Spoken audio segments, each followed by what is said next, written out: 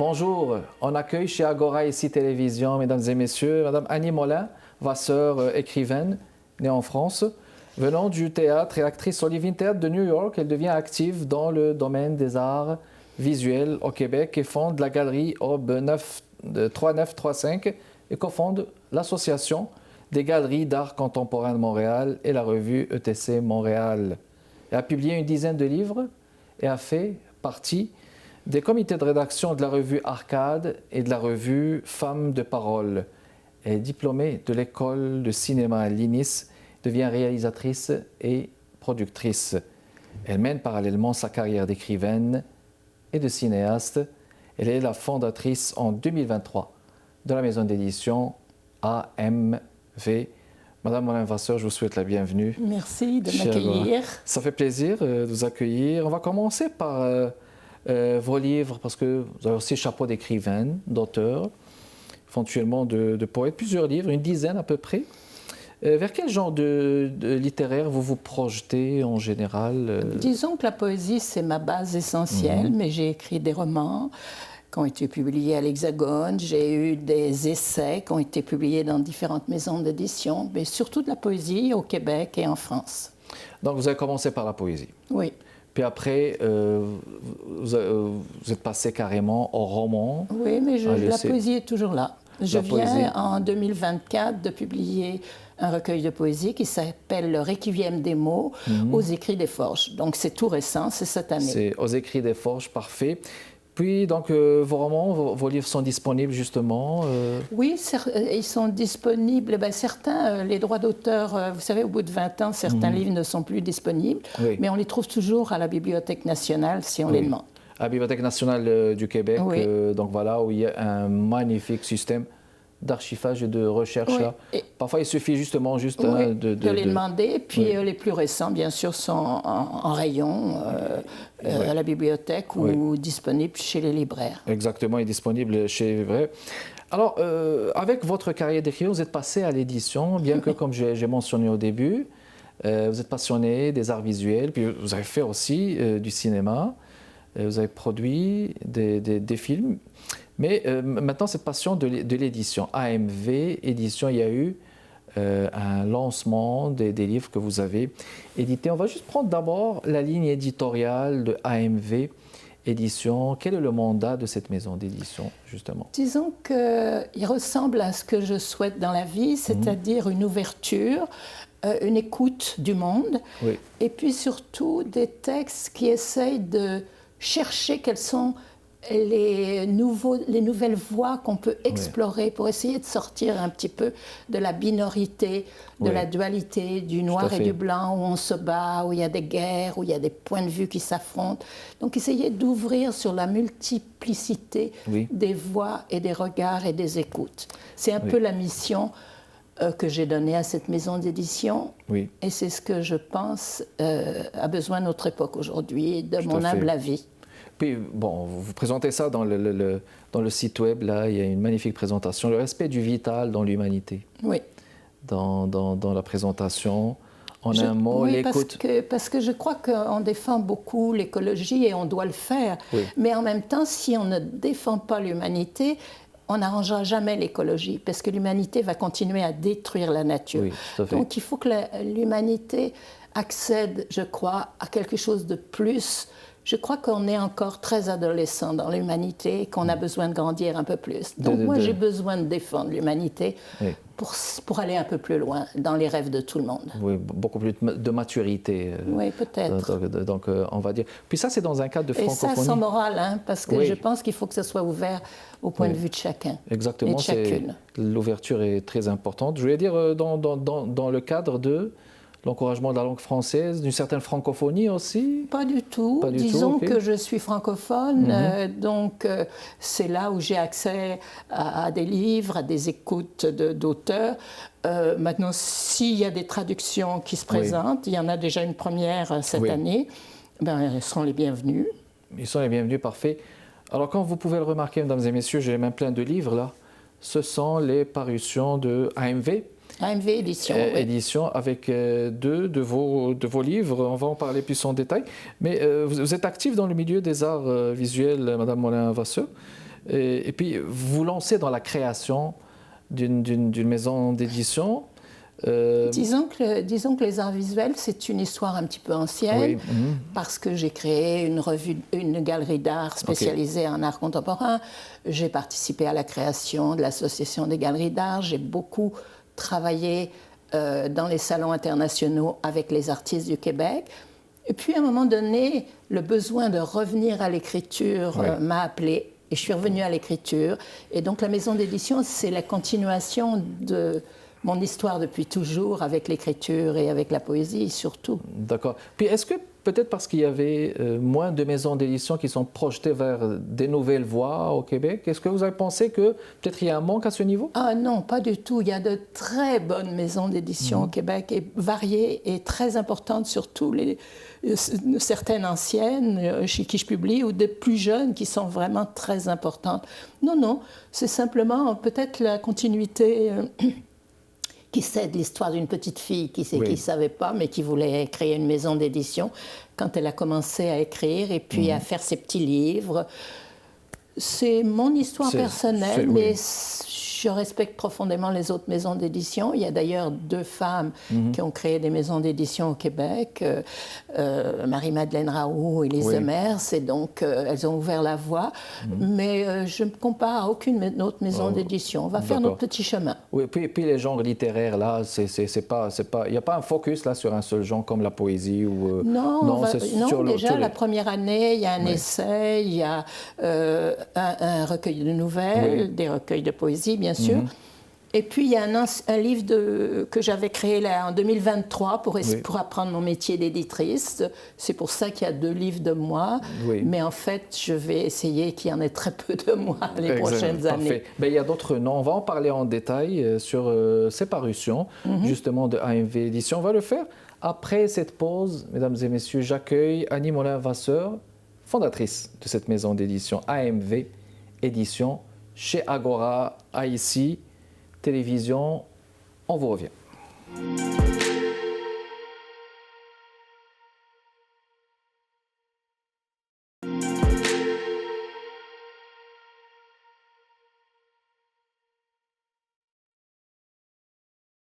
De retour avec vous, mesdames et messieurs, on continue de parler livres. Annie Molin-Vasseur, c'est mon invitée de ce jeudi chez Agora, ici Télévision.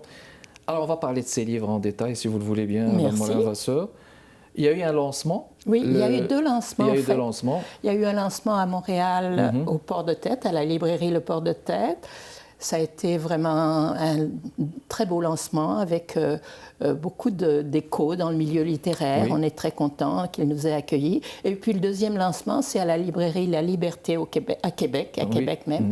Et donc là aussi, très, très chaleureux lancement. Donc le premier, c'était le 18 septembre. Oui. Et puis le deuxième, le 16 octobre.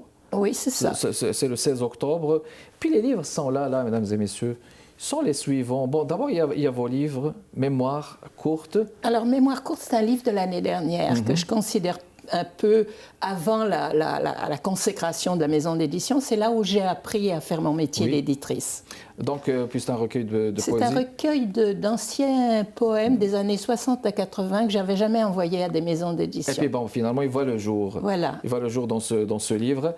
Là, un recueil de nouvelles, des pages arrachées toujours de notre invité d'aujourd'hui. Alors ça fait partie des livres qu'on édite cette année. Et des recueils de nouvelles aussi des années 90. Certaines ont paru dans des revues. Et donc, voilà, je me suis fait une petite place dans toute cette production de cette année. Puis de très belles couleurs, une qualité des pages. Honnêtement, je trouve ces livres très beaux. Oui, on peut le dire. Je manque de modestie, en mais les touchant, je les trouve très beaux. En les touchant, puis on dirait des couleurs écrémées, là, comme lui, là. Maël Dupont, Les Chants de lettres. Là, peut-être je vais me tromper, les camps de l'essor. Bon, là, c'est en catalan, là. Vous aurez compris. Il y a une traduction, donc c'est en catalan, c'est français-catalan. C'est un très beau livre, plein de chants vous savez, de l'esprit catalan, là, du sud de la France. C'est très beau. C'est une défense à la fois de la langue et de l'amour. Oui, exact. C'est très beau. Puis Maël Dupont, qu'on salue, qui a eu déjà l'occasion de passer à notre tribune, Maël Dupont, qui fait beaucoup pour ce qui est des arts et des lettres et de la poésie entre le Québec et l'Occitanie, faudrait-il... Oui, très influente dans le milieu du PEN, défendant la langue. Défendant la langue. Mireille Clich, lignée suivie de 11 leçons. C'est un très beau recueil sur une maman et sur sa fille adoptive. Donc, c'est très doux. Mireille Clich est très connue, elle a obtenu des prix, c'est une très belle écriture. Mais je pense que tous les livres sont très beaux. Je vais tous vous dire qu'ils sont beaux. Je suis très fière des livres. Exactement. Le chant de la cabane, Jean-Baptiste Leduc. Alors ça, c'est un jeune poète qui est aussi... chercheur en biologie, il enseigne à l'université Laval. Et c'est une poésie qui retrace toute l'enfance des ritournelles, un chant qui revient, mais en même temps quelque chose qui sourd en dessous de la poésie, d'un petit drame qu'on va découvrir entre les lignes. Oui, puis il y a des extraits à chaque fois d'un texte poétique du livre. Sur la couverture, on indique toujours quelques extraits, plus évidemment on situe le poète par rapport à son œuvre. Puis je parlais de la couleur, regardez cette magnifique couleur-là, je ne sais pas, c'est entre le bleu et le... Celui-là est bleu, les nouvelles sont vertes. Le Jardin d'étonnement de Catherine Godin. Catherine Godin, alors là, c'est une femme qui prend beaucoup de défis dans cette écriture parce c'est une poétique au sens grec. C'est à la fois un essai et à la fois un livre de poésie. Et c'est très beau aussi. C'est vraiment... oui, exact. Puis, c'est un essai d'une femme, ce qui est très rare, en poésie particulièrement. En poésie, puis avec un extrait. Puis, j'allais dire au début, juste en jetant un coup d'œil dans un premier temps, je pensais qu'il y a un peu de sororité. Je pense qu'il y a ça tend vers un peu de poésie des femmes, mais c'est ouvert, là. C'est très ouvert. Regardez, on a un jeune auteur qui publie et... bien sûr, on est plus ou moins 3 femmes qui travaillons beaucoup dans cette maison d'édition, mais tout est ouvert à tout le monde. Tout est ouvert et il y a une belle ouverture. Le fait qu'il y ait un recueil de Maëlle Dupont, un recueil en français occitan, c'est aussi une ouverture sur les langues dans le fond. Bon, pas accessible à tout le monde, mais une ouverture sur les langues dans le fond. Oui, il y a d'ailleurs une collection qui s'appelle Vision, qui va reprendre certains textes d'autres langues, mais qui sont importants à notre point de vue. Donc, oui, il y aura des traductions si besoin. C'est ouvert là-dessus aussi. Donc, c'était justement ma question sur la traduction, parce qu'il y a des allophones qui aimeraient écrire, mais pas forcément en français. Oui. Non, c'est dans la mesure où ils répondent à la vision de la maison d'édition, il n'y a pas de problème. Mais je voudrais dire que Maëlle, elle est très impliquée dans la maison. Elle a beaucoup travaillé sur les réseaux sociaux pour nous aider à la maison d'édition à démarrer. Et puis Mireille Clich aussi est très impliquée pour la distribution. Donc, je suis beaucoup aidée dans cette maison d'édition. Très bien. C'est pas évident de créer une maison d'édition au Québec, parce que là, j'aimerais aller avec vous vers ce thème-là, celui des bailleurs là, de fonds qui subventionnent ces projets artistiques et culturels. Comment ça s'est passé pour vous, madame D'abord, mes amis disent que c'est une folie. Moi, je dis que c'est une grâce, simplement parce que je fais beaucoup de choses. Je fais la mise en page, je m'occupe de beaucoup de choses. Donc, la maison d'édition démarre. Les frais sont réduits au maximum. Et comme je disais tout à l'heure, il y a beaucoup d'aides de Mireille et de Maëlle qui font beaucoup de bénévolat dans la maison d'édition.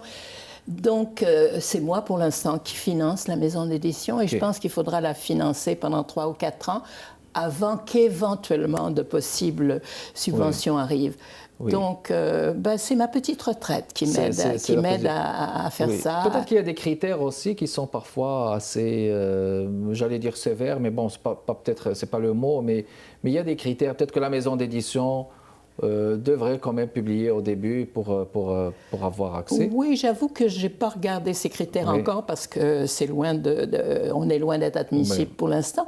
Mais je pense qu'il y a des critères de qualité qui sont exigés et ça, je suis très exigeante sur la qualité des livres. Et puis, moi, personnellement, j'ai publié 2 livres, mais j'en publierai très peu de moi. En tout cas, ce qui est important, c'est de donner la place à tous les auteurs de tous âges, mais qui correspondent à la vision de la maison d'édition. Exactement, de AMV Édition. Oui, une ouverture comme sur le vital et la défense de l'avancée de l'humanité. Un peu en gros, c'est ça, pour schématiser. Parfait. une autre pause et on revient dans les prochaines minutes, mesdames et messieurs. Annie Molin-Vasseur, c'est mon invité de Agora aujourd'hui, ce jeudi, chez Ici Télévision. Bon, on ne parle pas seulement de poésie, on parle de littérature. Donc une maison d'édition qui lance des voix nouvelles, des voix connues ou pas connues là, mais donc on parle d'une maison d'édition qui fait son chemin aussi, qui commence à faire son chemin dans le paysage culturel québécois, canadien. On vous revient.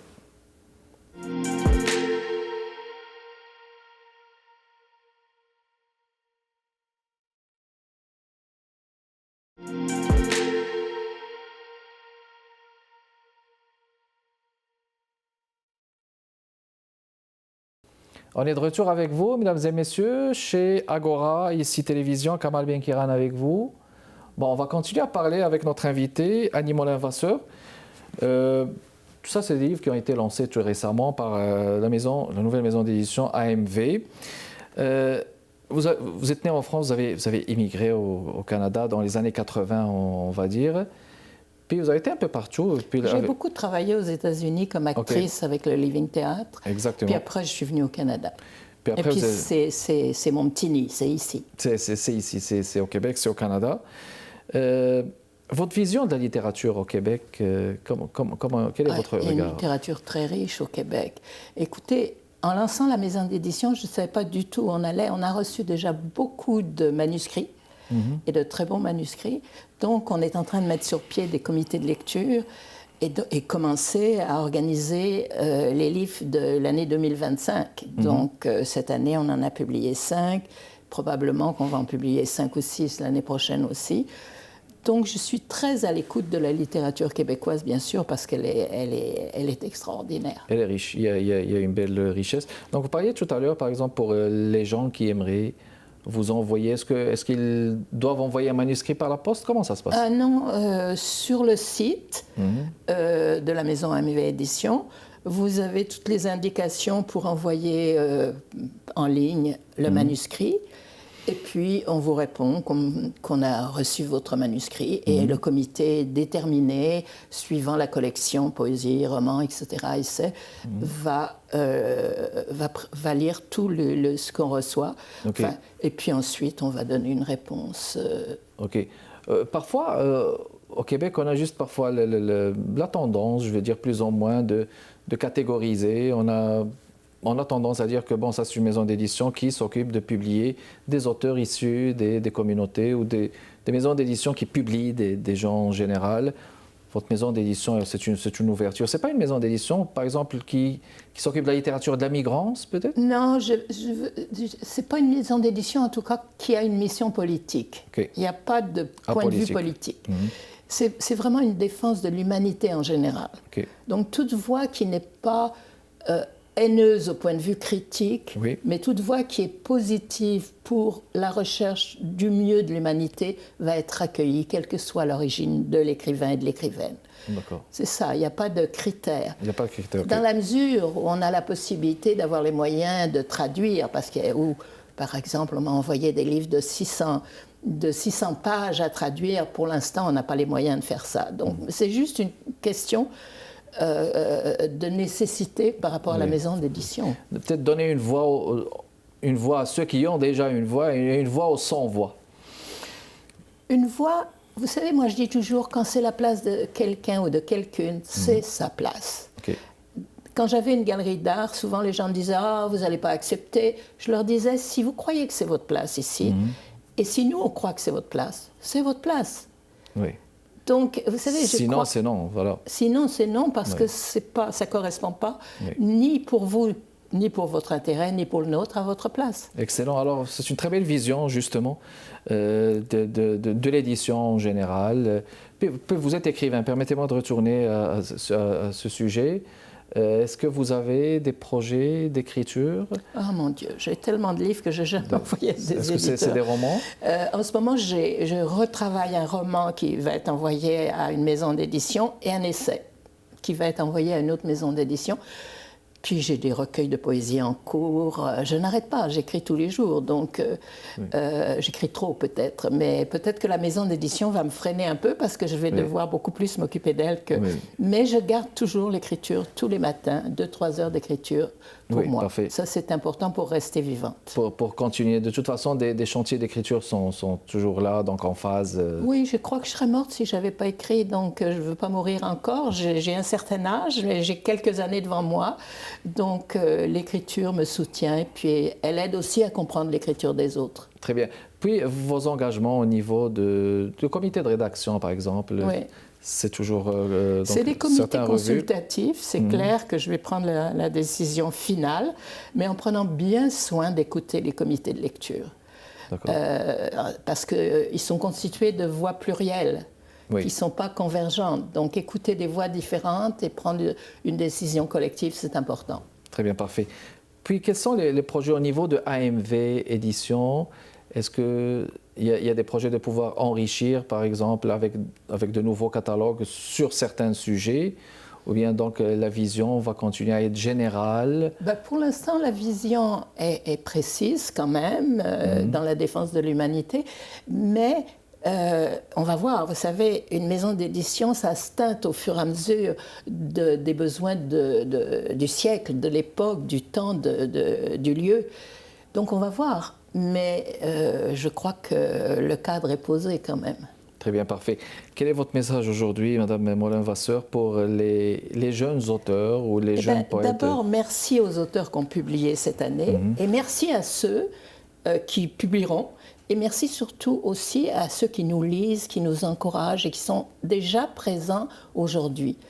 Donc bienvenue à tous et merci. Et merci à vous de m'avoir accueilli. Je vous en prie. Juste une minute, dire quelques mots peut-être sur votre site web. Je pense qu'il y a un site web. Oui, amvedédition.com. Puis est-ce que les livres sont présents sur...